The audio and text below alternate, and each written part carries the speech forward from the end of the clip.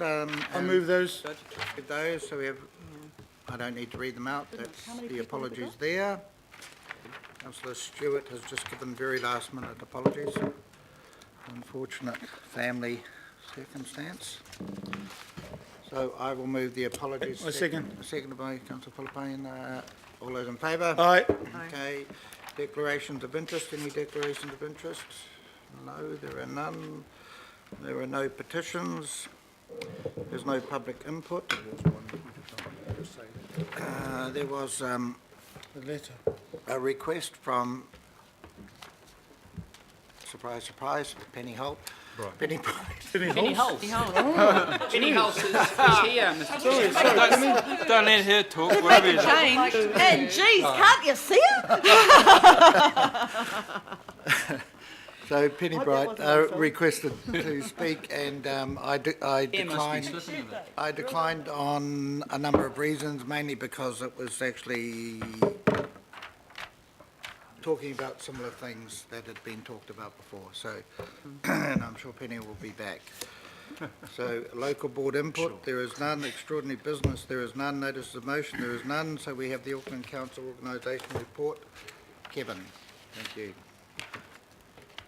And I will say there is no reason why this needs to be a long meeting. This is only the third quarter reporting of the CCOs. We're going to see them many, many times over the next 6 months regards the LTP, so there's no reason for us to be taking a long time and asking the same questions about the same things.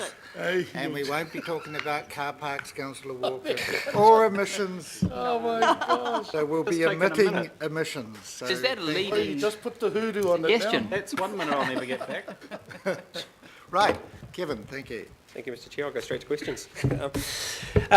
Look, thank you for your time. Look, if I can just take one little deviation, which is to introduce David Gurney, sitting here.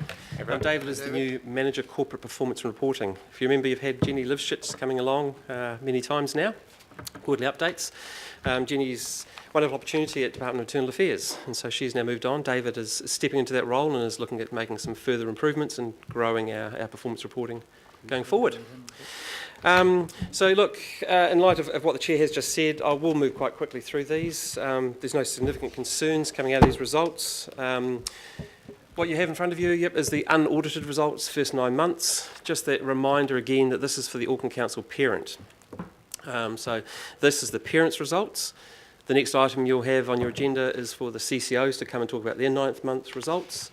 And then we'll finally wrap up at the end of today, about 12:30 or so, which will be the group results, which really just brings it all together and it really just focuses on some of the financials. So this is for the parent.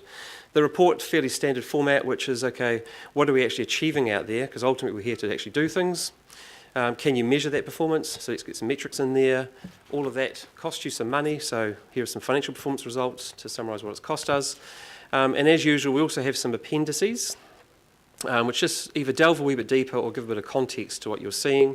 The one thing I will mention this time is Lagoima. We have 3 extra slides on the pack you're about to see, based on some requests for a wee bit more information on the top requesters and an indication of the costs involved in the Lagoima process. So moving to the service performance. Look, results are available for 61%. We do have quite a few metrics which are only collected on an annual basis. Customer surveys and also it's an annual metric that we actually measure. 63% of the measures are achieving target or very close to.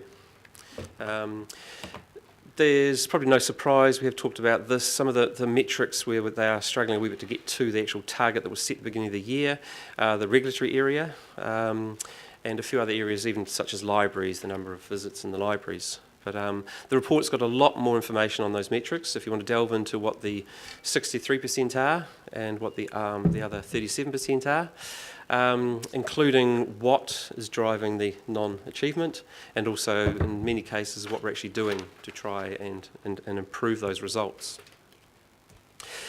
Look, this slide is just a few highlights, some of the greens and a few of the reds, with a little bit of explanation as to where we are at versus what the target was. But again, much more substance within the report.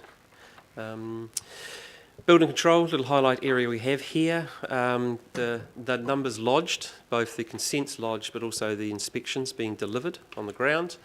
And the two metrics at the bottom is just showing where we are moving. So some improvements are occurring, but just being up front here, when we do look at the end of year forecast, the first one, which is actually processed within 20 days, we're still not anticipating reaching the target. And in the second case there, improvements are expected as far as the overall quality of the service being delivered. Should mention at this stage, we also have some of the staff available for questions if you wish to look into in building control, customer services and the Lagoima area. We can call those individuals up if required. Capital expenditure, so moving more on towards the spend side. Capital expenditure at the 9-month point, 54% of the budget has been invested in improvements, capital expenditure works across the region. The end of year forecast is, if we go down to individual project by project and go out to the business and say, where do you think you're going to end up? It suggests a 94% delivery. Now look, that's very optimistic. We do think it's a bit of a stretch to reach that point. As a comparison, last year we delivered about 74%. Every intent, and you've had many discussions around this table, is to improve that delivery rate, and we do anticipate it will be higher than it was last year, the 74%. But look, being honest, 94% will be a stretch. It will be quite hard. But the business is driving to try and actually deliver the program of works that you've agreed to be delivered. Obviously, with capital expenditure, you pay for it. One of the significant expenditure items there is or the funding mechanism, I should say, is debt. Debt looks like it will be well and truly in line, if not slightly below where we anticipated. End of the year, we anticipated 8 billion. We're currently at 7.7. And so, yeah, it is anticipated it might be slightly lower, but definitely not over the end of the year forecast, or the budget for the year, I should say. As far as the financial performance, so the operational expense, the regular day-to-day stuff, all looks good. Look, the big blue line in the middle there, that's your fundamentally controlled expenditure area. Net operating surplus is $38 million better than we thought we'd be at this point in time. So it's a $438 million surplus, and we thought it would be about 400. So it does look good. The lines above that, look very briefly, revenues within $5 million. It's down a wee bit in some cases. Operating expenditure, we're down, so it's positive there. We haven't spent as much as anticipated. That's 45 million. Rates very close, $2 million. That's really just a little accounting adjustment, which we believe will come back onto budget by end of year. Big number below the big blue line there is the net operating, and that's the impact we have on our derivatives. So when we go out and risk manage our debt, little accounting adjustments are required as to where you're what they call in or out of the money. And in the case right now, the call we've made, the hedging we've done to protect our interest going forward on longer term, says that we've made some pretty good calls. If you had to cash it all up today, we'd have a large gain. We're not going to do that, obviously, because we have those to manage the risk. So look, operational results, no concern. It's 9% better than we thought we'd be at this point in time. So look, from those perspectives, from what you've just seen, in summary, look, no areas of material concern coming out of those results for 9 months, and that's a decent portion of the year now. 63% of the performance measures achieved or close to, and we anticipate it's probably going to be about that level at the end of the year. So it is a concern, but there is actions being taken to move us forward. Some of those won't be done in this financial year. Hopefully we'll see the results flowing out next year. Net operational financial results on target, favourable variance at this stage. Capital program, it's a big program. This is just the parent portion, remember. Transport, water care and the other CCOs have a large part to play in the delivery of that program. In our case, 54% at 9 months. And the debt is in line with the annual plan projection. Based on requests, we've got a few little additional details around Lagoimas. In fact, I might just ask Minaj if you wouldn't mind just coming up just now, if we have any detailed questions on this. But I'll just run through a few slides to give you a feel. So the request we received was what are the Lagoimas actually costing us, as well as who are the top 20 requesters we tend to get coming in to council. So monthly costs. So on this basis here, we're seeing the numbers coming through. That's showing a general breakdown of where the costs are being incurred. As you'll see, in a dollar basis, individuals are generally costing us the most. So for the current financial year, $311,000 for the individuals. Got the law firms, media, I won't go through all the numbers there, but it gives an indication as to where the costs are being incurred. These are estimates of costs based on the Lagoima team itself, who do a substantial amount of the work, about 79% of the cost there. They manage the whole process, work out what the actual request is saying, potentially go back to the requesters if they need more information. Kevin, what's the definition of an individual? Is Jordan Williams an individual? Or is It's it New Zealand Taxpayers Union. New Zealand Taxpayers Union? What are they? They're the private sector. That's Yeah, Jordan private Williams. sector. I can give you a few Yeah, no. expletives.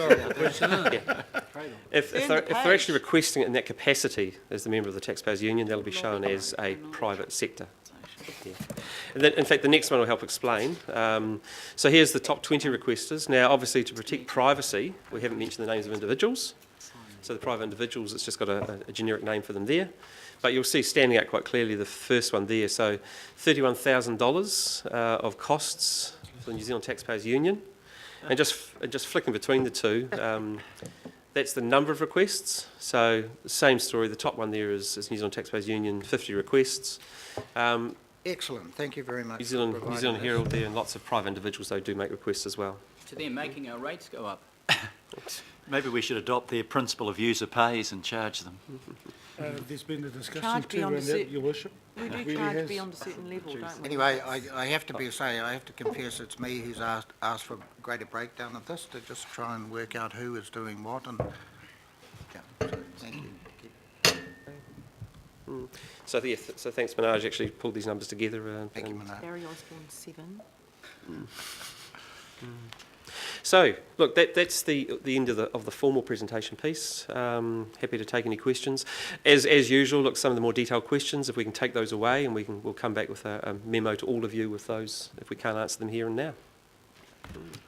I'll lead off with a question that just capital expenditure.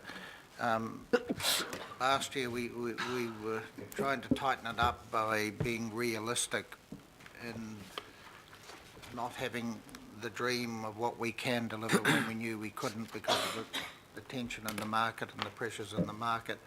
Yet you're saying that we probably won't even make 94% of what would be, one assumes, was a reduced and realistic capital expenditure program. Can you explain why, Kevin, or we're not even reaching the reduced? Look, yeah, there's a few components to this one. One where significant improvements have been made is the notion of the project management piece, which is actually recognising that projects are delivered on a phased basis. So the improvement that is occurring, because I mean it wasn't that long ago we did have some down to 60% delivery rates. Yeah. So part of it is actually recognising that we will not put the budget in for this year if we're purely at a design phase. We will leave the construction phase to a later period. Having said that, being realistic, I don't think we're ever going to get to 100%. It's just not realistic because at a budgeting process, you're identifying individual projects you would like to see delivered across a very large range of activities and a large geographical area. The delivery program then starts to get into effect, and some of that will be consenting issues. Some of that will actually be, we'd like to slow this down because from a design perspective, we'd like to go back out to our communities and have more consultation. So there are some valid reasons why things are not achieved. As far as whether it is, as the chair suggested, that the test of the market actually has capacity to deliver, we think we are getting a better picture of that. So more realistic projects are going into the program, but there are valid reasons why they can't be delivered in one financial year at the macro level versus right down project by project, which is where we budget. Thanks. Thank you. Mayor Goff. Yeah, I'll cut my questions from 40 to 20, Mr. Chairman, after your request for us to keep it brief. I got a couple, some clarifications, Kevin, in particular. Just to express, obvious concern of 37% where we're not meeting service performance results. I don't think you are happy about that, or we're happy about that, and I see in the body of the report that you're working to address some of those things. But just some clarification. You talk about the pressure that is being put on population growth. You've got shows 35,000 people have migrated. That's not including the there must be 10,000 natural growth, is it? I was trying to work out the difference between the 45,000 growth and your 35,000 figure. So the 35,000 is migration, and is it migration? Do you have a breakdown of migration from other parts of New Zealand, New Zealanders coming home, or people arriving in New Zealand for the first time? Yeah, no, we definitely do have that. It's just not within the report here, the detail, but we can provide that. So, but you are right, that's migration, which is whether they're coming from other parts of New Zealand or from outside. So you'd like that breakdown between those two components? That'd be just helpful, so we know where the pressure's coming from. Yep.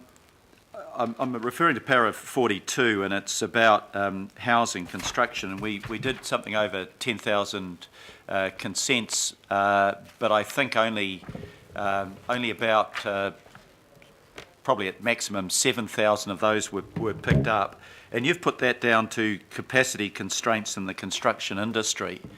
I just wondered what the basis of was that speculative, or do you have empirical evidence to inform us as to why, when we're issuing 10,000 consents, only 70% of them are being acted upon? Because obviously that's been a topic before the mayoral housing task force. Look, yeah, no, I'll ask Sally Gray from Building Control just if she can elaborate or on that question. Thanks, Sally. Hello. We don't always know why a developer may not start building immediately. We are under similar pressure to them in terms of getting capacity to do the work. So anecdotally, from our discussions with them, they are struggling to get the staff to deliver, getting competent staff, and where inexperienced staff are engaged, it slows projects down. So you've asked for proof. I can't give you proof, but we are told in our discussions with the industry that there is definitely a capacity issue to deliver. It would be helpful, I think, for councillors to know what are the contributing factors to failure to act on the consents. We're often blamed because of slow consent processes, but actually 30% of the consents we're giving aren't being acted on. If you are able to provide more information on that, that would be really helpful before we issue the task force report. Right. Can I, just in terms of service performance again, if I refer you to paragraph 46 now, Kevin,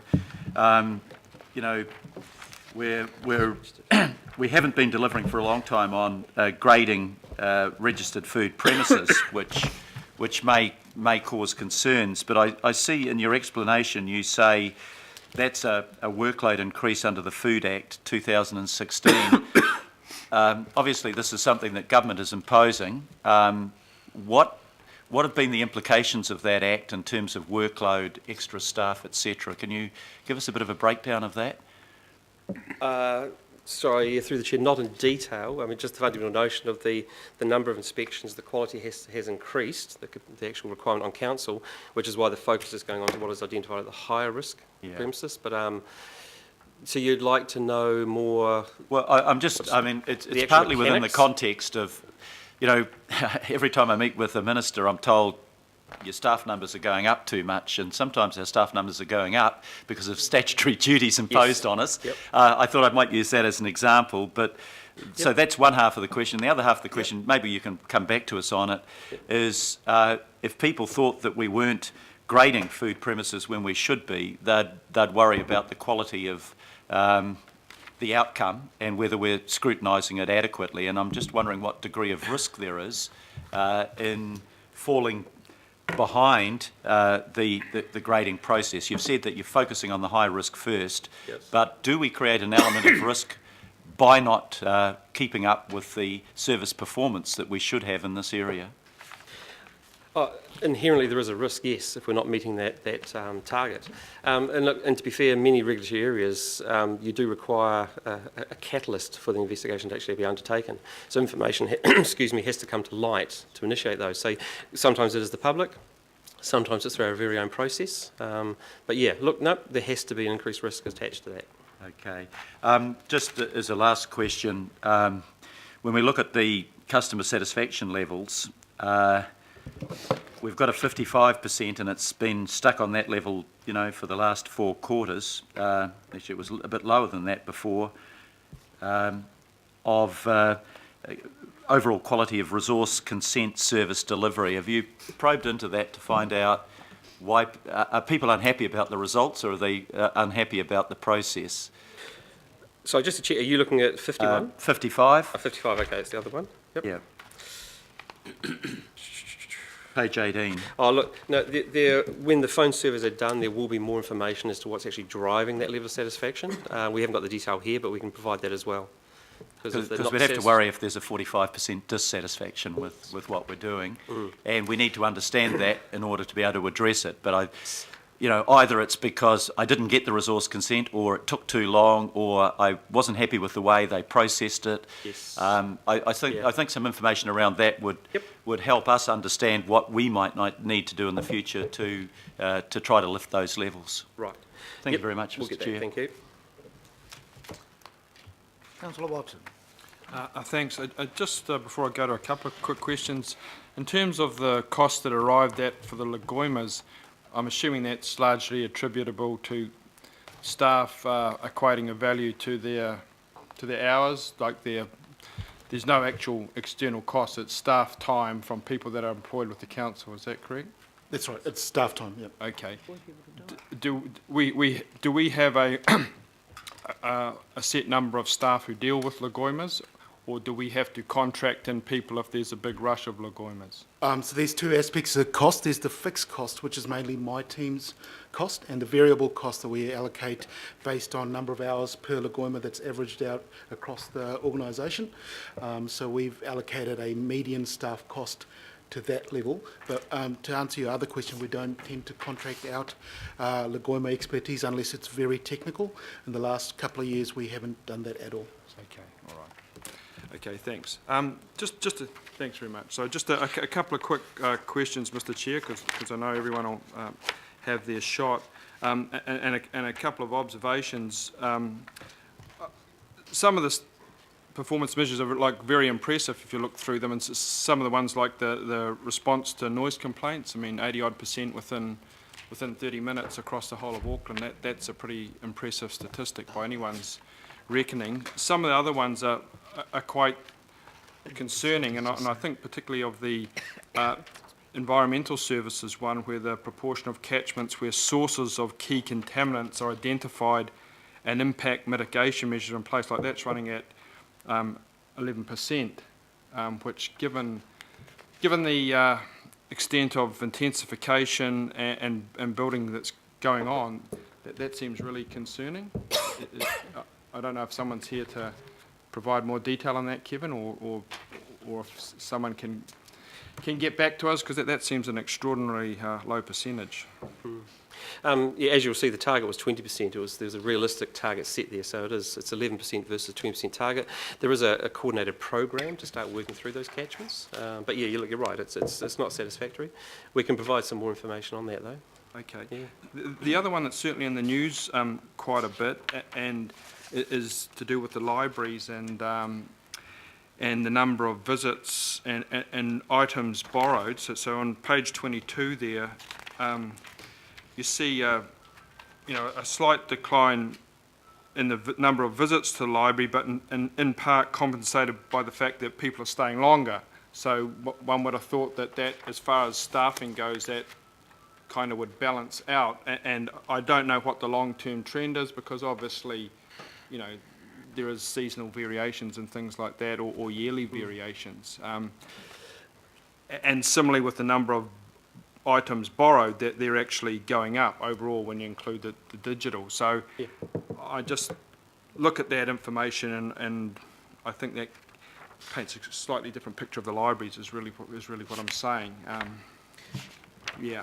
I think, Councillor Watson, part of it is, as it says, their visitors are spending more time utilising the services, which is more digital and online services. I think that is what is, which kind of reinforces, I know we don't want to be controversial, but it kind of reinforces the direction that we're taking with the library restructure, that we're trying to have the digital be more relevant and more Yeah, I mean, now's not the time to go into it, but I guess just the observation I was making is if you're getting people that are staying longer, and sometimes the type of people that are staying longer, you actually need more people to look after them. I can think of one library, for instance, where they had to employ security guards because of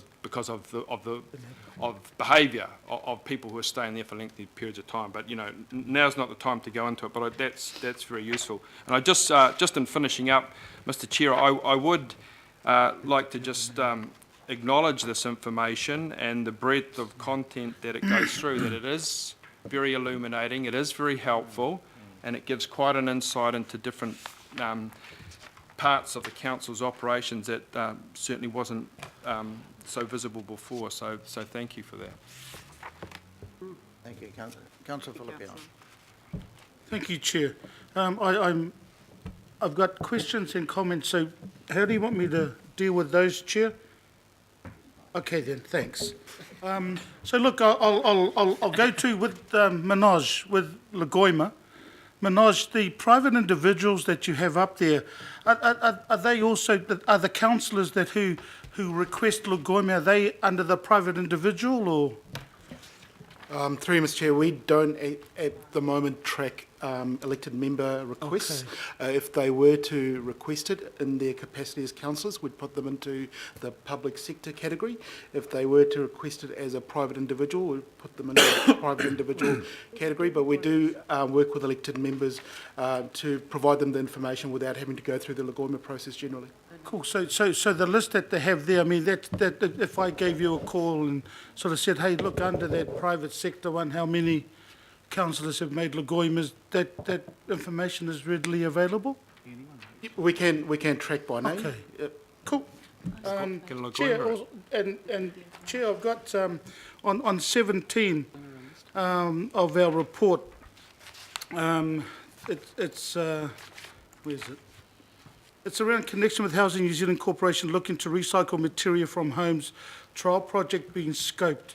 So look, my question around that is, are we working with our waste team in regards to not only that, because both Penny and I have and we've discussed around how much waste, and especially commercial waste, that's going to the landfill. It's around 80%, that's going to landfill. And I mean, the other issue that both Penny and I have had a brief around that is around construction and demolition. It's, I mean, by 2040, we're looking at about 26%, which is about 420,000 tonnes of commercial stuff. So I know it's Housing New Zealand, but I'm hoping that your team, waste team, through the committee that Penny leads, that they're talking to each other. It's. I just want to ensure that that's happening in regards to 17, and I've got 3 more just comments, basically, Chair, after that. Look, through the Chair, general comment, the sustainability team led by John Moreau is actually doing a major push. Now, they've got a few aspects to that push. One is also getting council to play a bit of a leadership role here. Yep. What are we doing to reduce the amount going to landfill?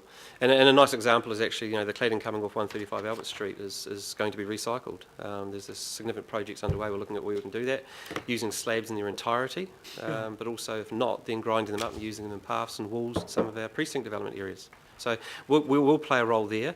They're also working with the waste management team of actually going out and encouraging the private sector where they can. And an obvious avenue for that is working with central government, in place of Housing New Zealand, trying to get some collaboration about how we can actually work together to achieve those outcomes. Yep. Cool, Chair, and just very short comments on 25 and 26. And 25 in regards to the healthy waters. I mean, it's just awesome around the top asset management, customer value, the awards, and I mean, everybody can have a look at it, but I just want to acknowledge them. But also in 26, and that's the volunteers. We've always, around this table, have acknowledged our volunteers, and, just to get a figure there, and I have no doubt it's the lower end, 231,000 hours per year for our volunteers that contribute towards all our achievements across council. So, in regards to that, 27, the lighthouse, you know, I'm just glad it's there because I'm getting people coming through and commenting on the fact that it's good and it is bringing people in.